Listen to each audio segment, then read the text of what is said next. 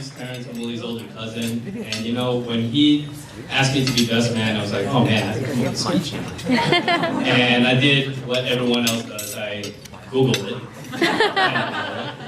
And Willie and I went to, you know, we spent a semester in college as roommates, so Willie, you know, I do everything last minute, so if you could give me a second here while I Google this speech. I hope I have a good reception in here, or else this could get really awkward.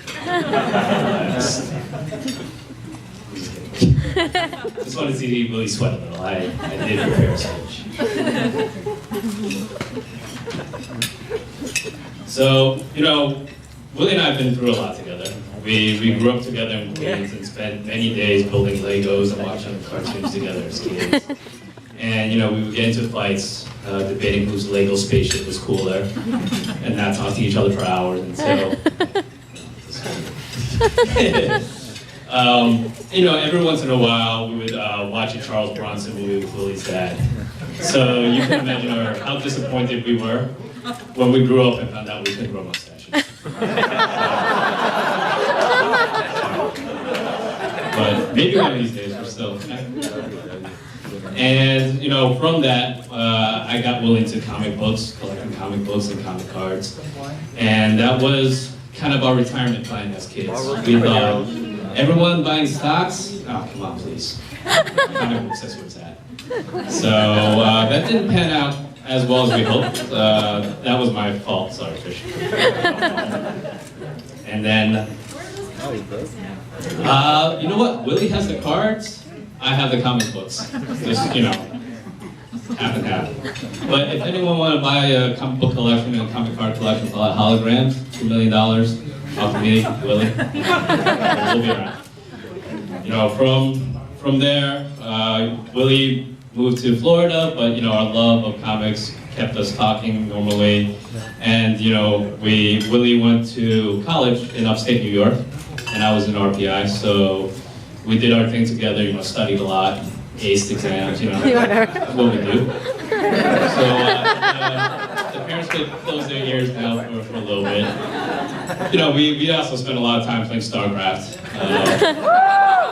Never figured out how to beat Willie's Hydro Rush. Still gets me to this day. But one of these days. I'll catch up. You played with it too! I played too. And another thing we shared together was the first time Willie got really wasted, and I had to take care of him, which is kind of my fault, but if you want to know his weakness, Sprite and Malibu. Sprite? So get those couple of those lined up. But Willie got to repay the favor, and you know, a year later, New Year's, my weakness. Orange juice, I guess. I don't know. Maybe some vodka in there.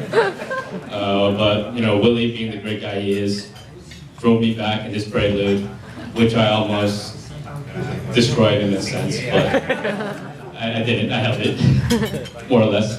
I missed that card. So, you know, and you know, one thing I feel bad about was that I wasn't around for much of Trish's and Willie's courtship. So I decided to make up some stories that may or not be true. So I remember when Willie first told me about Trish.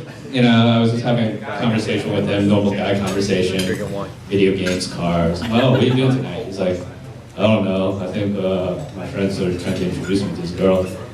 All right.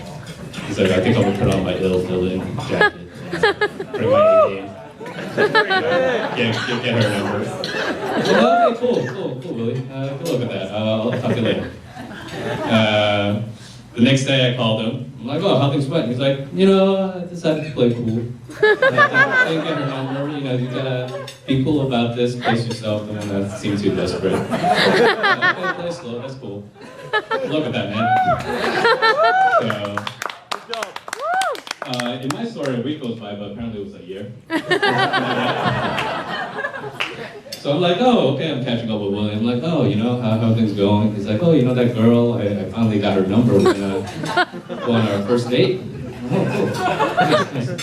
Where are you taking her? It's like Croatia for 2 weeks. All right, that wasn't completely true, but that's how it happened in my mind.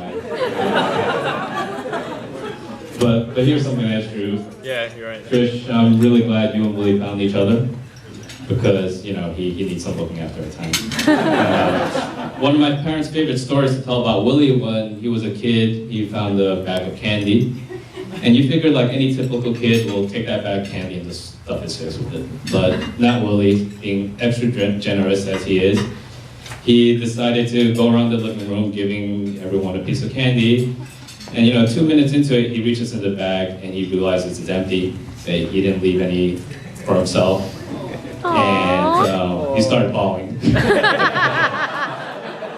So, you know, the waterworks came on and someone was kind enough to give a piece of candy back to them. I forgot who it was, but I know it wasn't me. Anyways, Trish, you know, can you make sure he doesn't do anything like that tonight? I really don't want to relive that scene.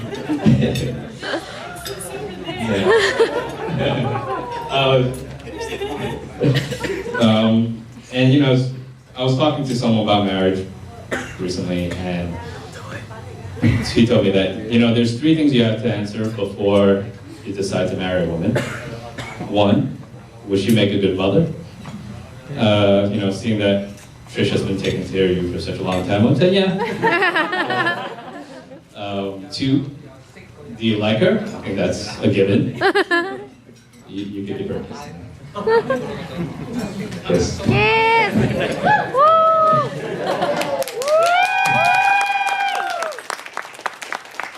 And, you know, are you both facing the same direction? And seeing that, you know, you're both facing me, so you're 3 for 3. Good job. So I want to, you know, thank you for giving me the honor to be the best man at your wedding. I felt a tremendous amount of love in every step I took with you today. And for those who couldn't be here in person, I know they're skipping happily amongst heaven's cloud and looking down with pride and joy. And a wise person once told me it's easy to find people you can live with, but it's difficult to find someone you can't live without. Spoiler alert, that wise person was Willie. So, congrats to finding each other, and here's to you two. You know, the best to your new journey as husband and wife.